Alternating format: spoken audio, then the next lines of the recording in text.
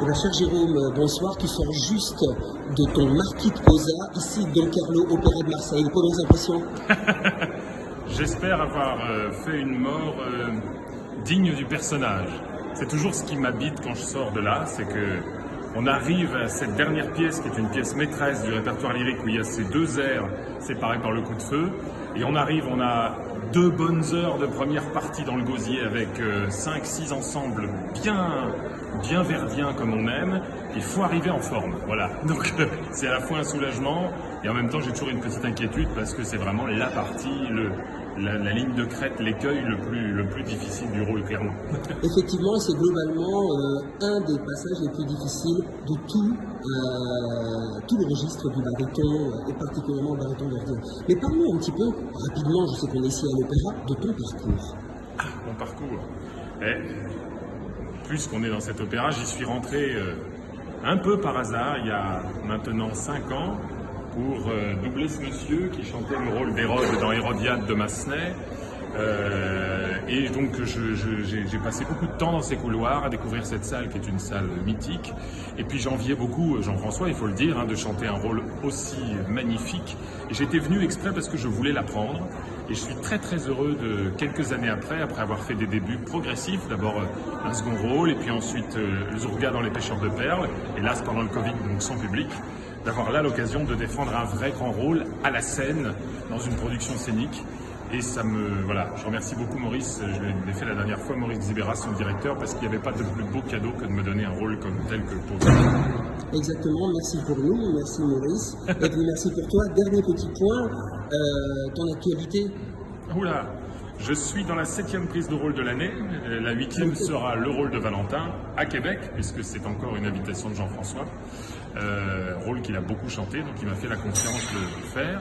L'année prochaine, j'ai une saison un peu plus, on va dire, un peu moins dense que cette année, mais j'ai quand même un très beau Marcello au Capitole. Je vais aussi être en baron dans la vie parisienne, à la scène et au disque. Et je vais recréer le personnage de Ludorf dans La Nonne sanglante que j'avais créé par le passé en 2018 au Comique. Mais cette fois-ci, c'est un report Covid à l'Opéra de Saint-Étienne. Et évidemment, dernière chose, je ferai mes débuts à l'Opéra de Paris. Tout d'abord en tant que doublure de Ludovic Tézier dans la production d'Hamlet de Stéphane Barlikowski. Et ensuite dans le rôle du duc de Vérone, dans Roméo et Juliette, qui sera la dernière production de la saison 22-23 à l'Opéra de Paris, à la Bastille.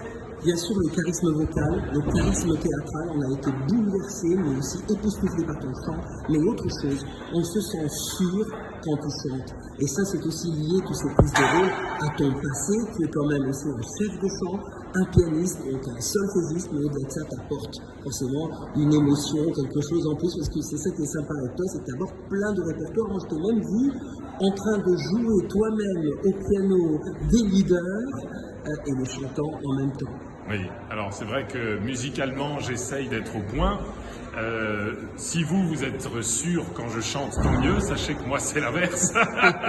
J'espère que ce n'est pas inversement proportionnel, c'est très dur pour les nerfs. Mais oui, c'est une ligne de crête un peu particulière. Il faut être à la convergence de l'aspect musical qui doit être irréprochable, parce qu'un maître tel que Verdi doit se servir avec beaucoup d'exigence. Le style qui doit être lui aussi irréprochable, on est à Marseille, donc même là comme ailleurs, Verdi se sert partout ailleurs, mais ici le public est, je pense, encore plus exigeant aux portes de l'Italie. Et puis il faut du théâtre. Alors même si le génie de Verdi nous aide beaucoup parce que la musique est intrinsèquement théâtrale, il y a toutes les couleurs, il y a l'orchestre qui vient nous apporter énormément d'énergie.